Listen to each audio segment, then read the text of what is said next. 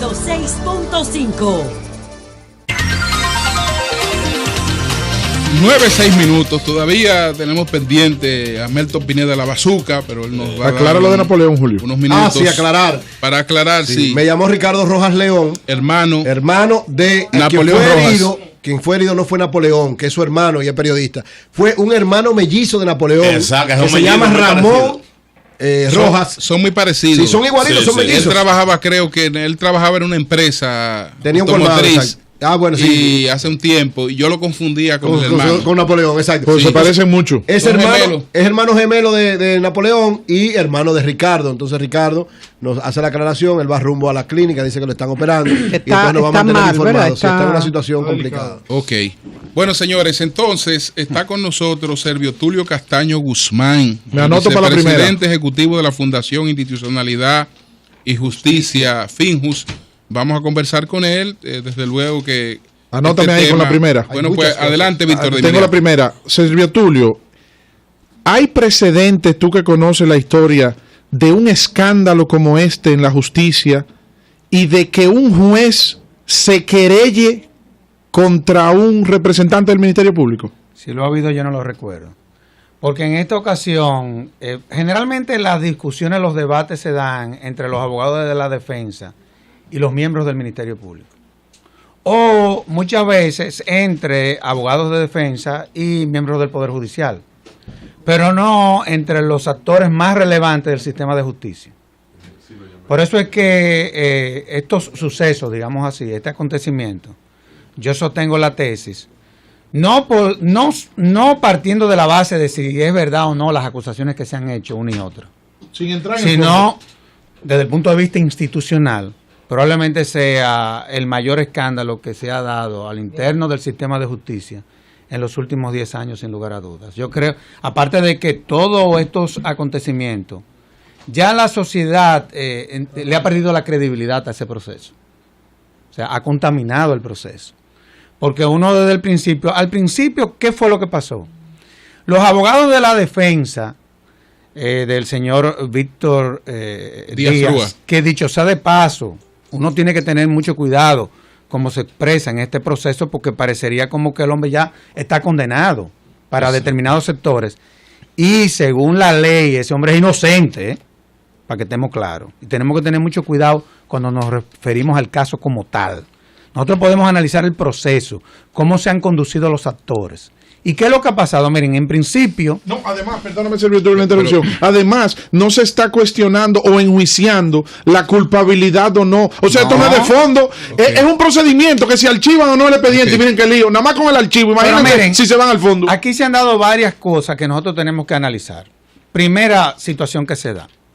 Los abogados de la defensa le solicitan al juez original que se inhiba.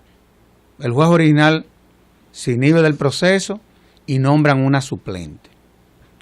Viene la suplente que es evidente que había tenido algunos inconvenientes con la titular del Ministerio Público. Comienza el proceso, la titular la recusa. Señores, ella debió de haber suspendido la audiencia ese día. La jueza. La jueza, claro. Ella no tenía que inhibirse ni nada, ella tenía que suspender la audiencia hasta tanto jueces de corte conocieran de su recusación. ¿No estaba validada la recusación entonces? Justamente, no. Porque lo que se hace en esos casos ella alegó. ¿Lo declaró inadmisible? Ella alegó que la recusación tenía inadmisibilidad, acusaba inadmisibilidad porque no se había hecho dentro de los plazos de rigor, que la fiscal tenía 3 días para haber hecho eso y no lo hizo. Por lo tanto, al ser inadmisible, ella continuó el rol, es decir, es cierto que técnicamente era inadmisible. Mira, eso yo no critico que ella pueda evaluar si es admisible o no. Yo lo que entiendo es que frente a una recusación, todo juez que es recusado debe de suspender la audiencia independientemente de las razones que puedan haber para tú declarar admisible o no la recusación. Debe de suspender la audiencia y debe de esperar que los jueces de corte, porque es así, eso no es solamente lo que establece el código, sino que esa ha sido la regla, esa ha sido la norma cuando se recusa a un magistrado. Los jueces de cortes entonces determinan si procede o no la recusación. Ahí comienza el problema. Fíjate que ella viene y se declara, se retira del proceso, no porque a ella la recusan, sino porque ella se querella contra la titular del Ministerio Público. Sí. Entonces ahí hay un conflicto. Y frente a un caso que está llamando la atención, no probablemente por el fondo de la acusación, sino cómo se vienen comportando los actores, digámoslo así. Evidentemente que cualquier juez, y más en el caso de ella, que no es la juez original del tribunal, yo creo que ella debió de haber suspendido la audiencia. Pero por una razón de prudencia. De todas formas, administrativamente, ante un ultraje, un insulto del Ministerio Público, la jueza no podía bajarla y mandarla presa a la fiscal. Bueno, es que la jueza era la policía de la audiencia. Se la podía mandar presa. Claro. Es que fue un acuerdo entre ellas. Bueno, pero es que yo te voy a decir una cosa. Tenía potestad, pero es importante, y me excusa Jenny. Me excusa Jenny. ¿Qué pregunta? Jenny tenía ahí más protección que la jueza. Claro, llegó con más seguridad que la juez, claro. Como 6 guardias. Los guardias que andan con la guardia con un policía y la jueza con un policía. Pero la presidenta de la sala de audiencia, a la hora que la jueza dijera, ahí nadie va a poder mover. Pregunta ahí. Miren, el control del orden público de una sala judicial la tiene el juez. Sí. Ahí puede llegar hasta el jefe de las Fuerzas Armadas y no vale un peso. Es el presidente del tribunal el que tiene la policía de la audiencia. Y llama la atención también que ella, no habiendo hecho eso, entonces por lo que la debió de haber bajado, entonces se querella contra ella. ¿Verdad? Dijiste algo de la jueza. Que son cosas que llaman la atención. Ahora, en cuanto a la fiscal, ¿cómo evalúas lo que dijo Jenny Berenice? Si ella cometió algún error, si violó algo de procedimiento, ¿cómo juzgas? Bueno, pero no, él está hablando de lo que debió hacer la jueza. De lo que dijo. La jueza no hizo eso. Ahora, otra parte, ¿cómo tú evalúas la actitud de la fiscal? Todo lo que dijo durante esa hora y pico. Violó procedimientos, cometió errores. Mira, aquí hay que evaluar varios aspectos. ¿Bajo qué situación es que la magistrada emite esa serie de juicios, digámoslo así? Es con la finalidad de fundamentar la recusación que ella hacía contra la magistrada. Hay quienes sostienen la tesis que evidentemente la forma que ella utiliza y probablemente el tono con que lo hizo es lo que llama la atención. Hay quienes sostienen y dicen que probablemente ella se sentía muy emotiva diciendo lo que estaba expresando en audiencia. Si eso es así, si la jueza entendía que a ella, vuelvo y le reitero, la estaban ultrajando, si contra ella se estaban cometiendo algún abuso o se estaban diciendo cosas indebidas, oye, si yo hubiera sido el juez, yo lo hubiera bajado del tribunal. Tan sencillo como eso.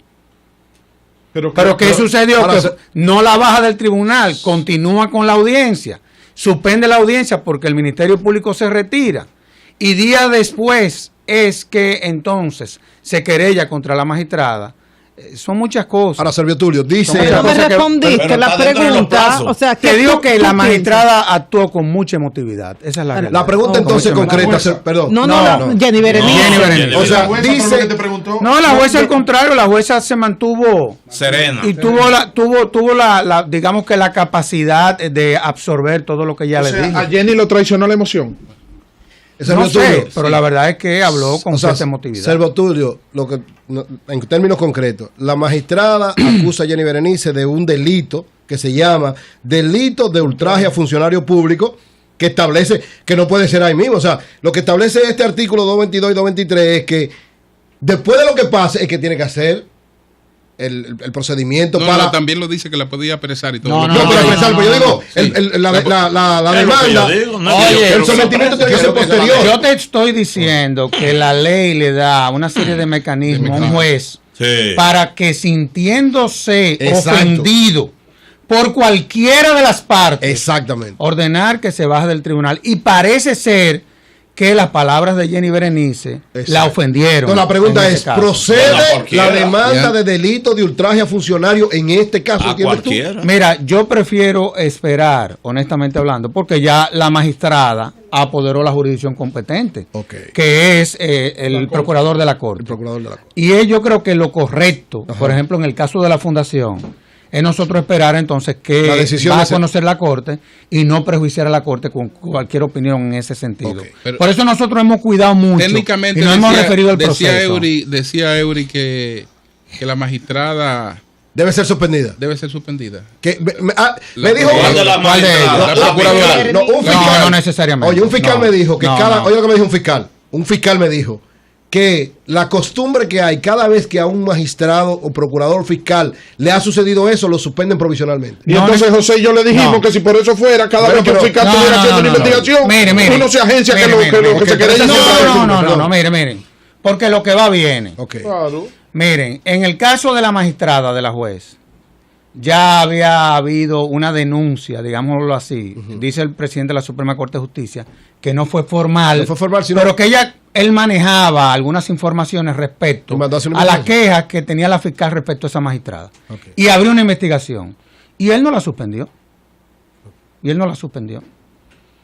Investigación que se sustenta sobre la base inclusive de grabaciones telefónicas.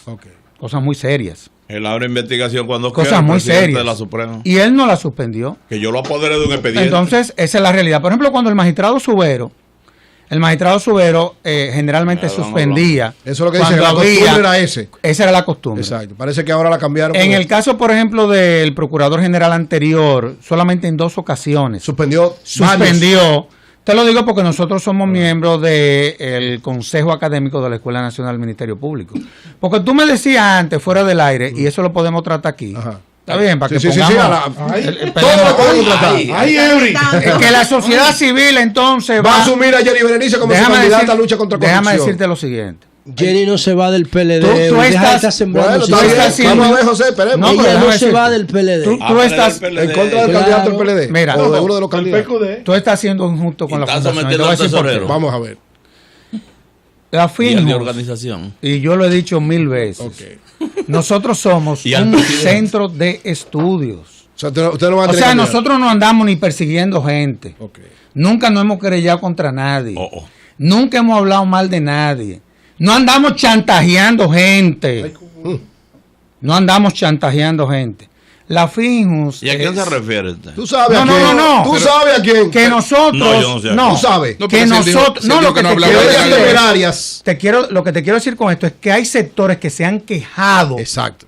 De que han sido chantajeados. Y nunca ha habido caso de la FINJUS. Hay sectores que se han quejado, eso es lo que estoy diciendo. No, la FINJUS no. Pero la FINJUS nunca han dado por esos precios. Eso es verdad. ¿A qué nosotros nos dedicamos?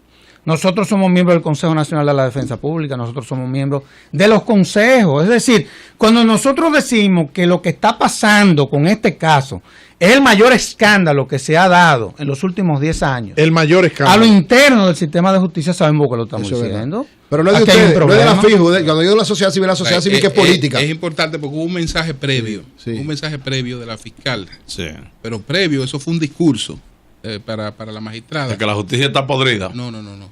La fiscal buscó, úsame Eury, el más chiquito de los ayudantes fiscales. El más pequeño. Y lo subió sin toga. Y lo mandó sin toga ni birrete. Lo mandó sin toga ni birrete a postular ahí. Una falta de magistrada. Para provocarla. Evidentemente que para provocarla. Y después fue que se produjo. ¿Cómo fue que le dijo? Buen sucio. Que usted no tiene toga ni birrete. No, pero miren, aquí hay 2 cosas que nosotros tenemos que observar. Y que el Consejo del Poder Judicial, digámoslo así, que es el órgano que está trazando la política. Chiquito de estatura que me dicen que es un gran magistrado. Uno de los más preparados. Todos los chiquitos son grandes. Sí. Mira, yo creo que nosotros debemos de aprender 2 cosas. Sí. La primera es que este tipo de casos no debieran de estarlo conociendo jueces suplentes. Sí, porque este tipo de Cristo casos, es suplente. Siempre un lío con jueces suplentes. Tipo de casos. Berenice mandó un suplente. No, eso ella lo puede hacer. Él dice, él dice suplente, fíjate, como jueces. Yo te estoy hablando del juez natural del tribunal. Bueno, pero generalmente cuando hay un caso grande históricamente, siempre hay un suplente en el lío. Yo no sé qué es lo que pasa. Sí, se eso enferma, o lo recusa, se va de vacaciones, o se inhibe, y termina conociendo el proceso un suplente. Es verdad. Y la historia está ahí. Es verdad eso. Y siempre hay un problema. Entonces, el Consejo del Poder Judicial yo creo que tiene que comenzar a aprender la lección. Y segundo, una de las quejas que se dan en materia penal, yo fui procurador general adjunto, y una de las quejas que se dan en el sistema penal es... Fue su papá, procurador general. No, yo también fui. No, Julio César. Y yo también fui. No, don Julio César Castaños Espaillat, procurador general de la República. Pero yo fui el primer sustituto. Él fue adjunto. Sí. No, es una familia de juristas. Su papá... A mí me tocó instrumentar 2 o 3 casos interesantes. Don Julio César Castaños Espaillat fue uno de los hombres, fue rector de la UAS. No, pero su papá fue rector de la UAS y procurador general de la República. Y su hermano Julio César, hoy vicepresidente de la Suprema, fue fiscal del Distrito Nacional. Y otra de las quejas que hay en el sistema penal es cuando los jueces reciben individualmente a las partes. El sistema penal es de orden público. Cada vez que un juez tiene que recibir una parte, tiene que convocar a todos los actores que están interviniendo en el proceso. No a una de las partes. Una entrevista privada, una discusión. ¿Y cuándo se vio eso? Bueno, una de las quejas de la fiscal fue que la juez recibió en su despacho a los abogados. ¿Que la juez Cristo? Sí, del imputado. Esa es una de las quejas de ella. Y que duraron mucho tiempo ahí adentro. Esa es una de las quejas de ella. Yo no digo que eso sea así, porque nosotros no estamos en este programa para estar levantando el eso dice la fiscal. Eso es lo que ella dice. Yo digo, si eso es así y no es la primera vez que pasa, que se den situaciones en donde hay partes que se quejan de ese tipo de actuaciones, oiga, el Consejo del Poder Judicial debiera, aprovechando la ocasión, decir, miren, cada vez que un magistrado reciba una de las partes, tiene que recibir a todas las partes en su conjunto. Y se acabó el problema. Y no hay una forma de fiscalizar los ingresos, las finanzas, la cuenta bancaria a los jueces y a sus vinculados, a los suplentes y a los naturales. Pero yo no creo que eso sea tan difícil porque a mí me la fiscalizan y yo no soy miembro de ninguna de esas instituciones. Porque por algún punto hay que controlar. No, impuesto interno no es. Tú sabes lo que la comisión judicial es que tiene que hacer eso. Sí, pero lo puede hacer perfectamente. Porque yo no voy por jueces. No, la comisión no, la inspectoría judicial. ¿Qué se supone que ocurra en un sistema de justicia que funcione realmente? Ante los dos casos. Por un lado está la querella de la jueza, pero por otro lado está la investigación que está haciendo la Suprema Corte de Justicia por las acusaciones hechas por la fiscal. O sea que tenemos 2 situaciones ahí y la ciudadanía espera un resultado. Mira, lo que podrá suceder es, bueno, vendrá otro juez a conocer del caso porque ella ya se retiró del proceso. Sí. Va a seguir el espectáculo con otros actores, van a meter actores nuevos, porque esto es un show, es un espectáculo. No se sabe si la titular seguirá siendo la representante del Ministerio Público, Jenny Berenice. ¿Quién es el titular? Nada se lo prohíbe, Jenny Berenice. No, el titular, el juez titular. Se inhibió, no, pero lo recusaron. No lo recusaron. Solicitaron que se inhibiera y él se inhibió. O sea, no fue que él lo hizo. No, él no lo recusaron. Sí, porque hay una diferencia entre eso. Es lo mismo, que se apede ahí, pero una cosa es solicitarse que se inhiba. Sí, claro, de manera. Fue la causa que pidieron que se inhibiera? Era que el juez tenía similar con el espectáculo. Fue similar a la otra, porque o sea, que va a venir un nuevo juez. Podrá venir otro miembro del Ministerio Público con la otra parte. O seguirá siendo Jenny Berenice la que siga conociendo el proceso. Y el consejo, pero creo que por la vía van a investigar a la juez, el Consejo del Poder Judicial. A eso voy. La jueza, pero también no debe llamarse a la fiscal, el Consejo Superior Judicial. Jenny Berenice, venga acá, cuénteme, déme los detalles de eso que usted dijo. Deme el faldo de la prueba. Claro. Ahí hay una acusación muy complicada que hizo la fiscal. ¿Cuál? La sentencia. Y es la que tiene que ver con la sentencia, de que la sentencia estaba hecha. O sea, esa es una acusación muy difícil. Que no hay manera de probarla. ¿Eso no hay manera de probarla? No yo porque si estaba hecha ahora la van a deshacer. Una pregunta. Y además es una acusación complicada. José. Pasando del show de la corrupción, porque es un show que no genera resultados. Ustedes presentaron en fijo una propuesta de seguridad ciudadana. El sábado mataron 4 jóvenes en Invivienda y la policía dijo, esta era una banda de sicarios, pam, y los mató. Y ya listo, y se queda ahí eso. Nadie investiga la consecuencia de eso, si es verdad que era una banda, si no era una banda. simplemente los mató. Entonces, tenemos un problema serio con la seguridad ciudadana en República Dominicana. Ustedes presentaron una propuesta en fijo. ¿Cuáles son los pilares que se diferencian de esto que tenemos ahora, de este tollo? Mira que lo que pasa, nosotros siempre entendíamos que antes de implementar el plan de seguridad ciudadana había que reformar a la institución policial. Esa era la visión de la Fundación. Y lo decíamos porque la estructura institucional de la policía es una estructura sumamente complicada.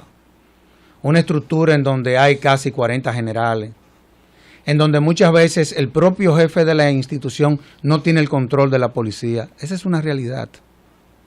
Y nosotros entendíamos que con una reforma estructural de la institución que pudiera permitirle al jefe de la policía tener el control de la institución, podía eso contribuir a que no se den situaciones como esa. ¿No huele a trujillismo esa vaina de que el jefe tenga el control? No, porque acuérdate que hay un Consejo Superior Policial cuyo presidente es el ministro de Interior. O sea, no te creas, la propuesta del presidente Medina es una propuesta buena de reforma policial. ¿Por qué? Porque la propuesta, de una u otra forma, blinda la carrera policial. Fíjate que más del 70% de los miembros de la policía no son de carrera. Los policías se enganchan, lo contrata como la nosotros jefatura. Los periodistas que nos enganchamos y los profesores. Lo contrata la jefatura. No hay un compromiso con la institución. Ese es uno de los puntos.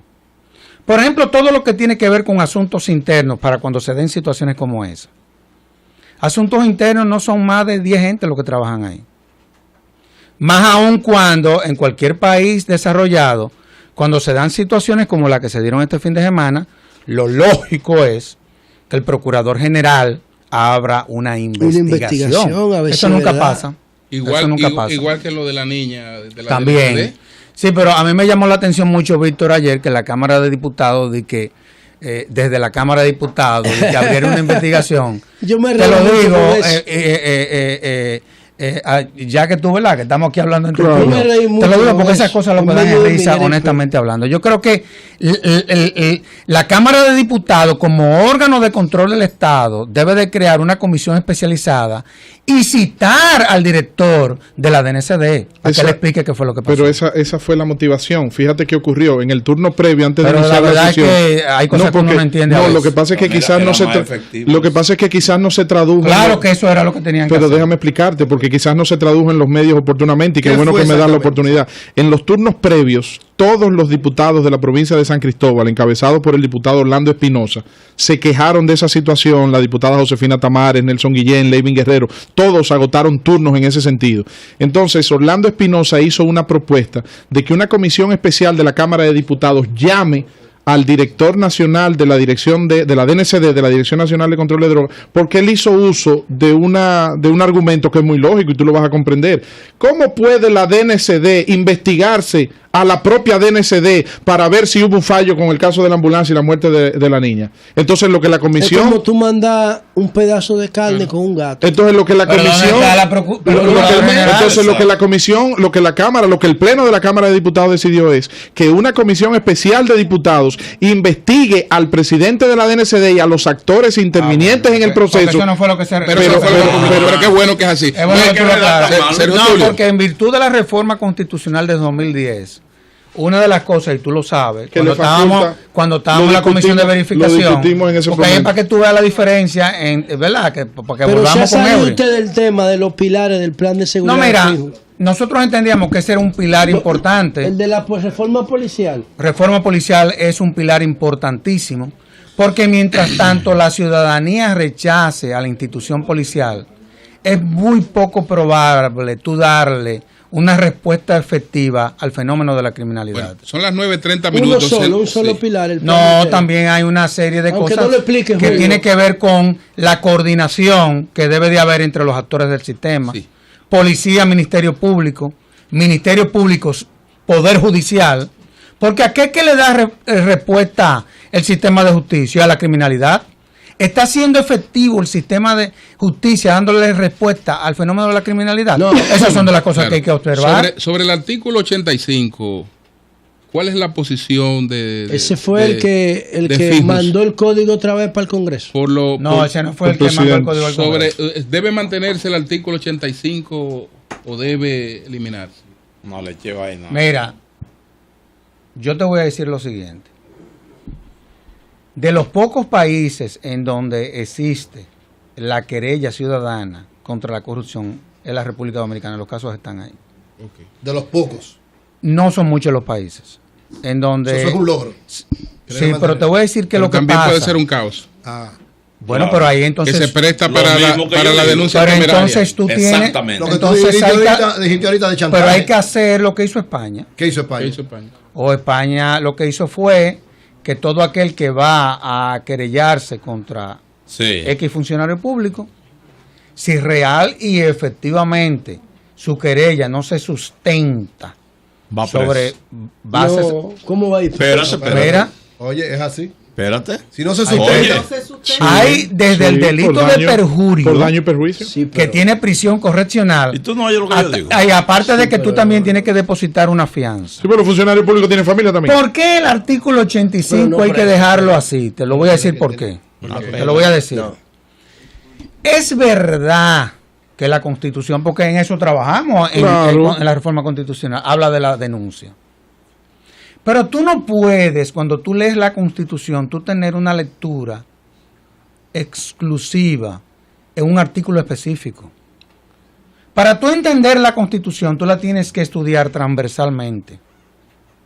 Cuando tú hablas del Estado social, olvídate de democrático y de derecho, del Estado social. Cuando tú hablas de que desde la Constitución del 2010, ya la democracia no se construye sobre la base de la representación ni el ejercicio de la política, sino que uno de sus principales componentes es la participación de la ciudadanía en los procesos. Cuando tú ves que la propia Constitución le da una serie de herramientas, la iniciativa popular legislativa, 80,000 cosas más. Cuando tú ves y cuando tú analizas desde el punto constitucional que hay una serie de principios, como por ejemplo, el de la progresividad. Es decir, todo lo que progresivamente el ciudadano conquista, tú no puedes posteriormente quitárselo porque ni siquiera la Constitución, porque diga que la denuncia. Yo te voy a poner un ejemplo.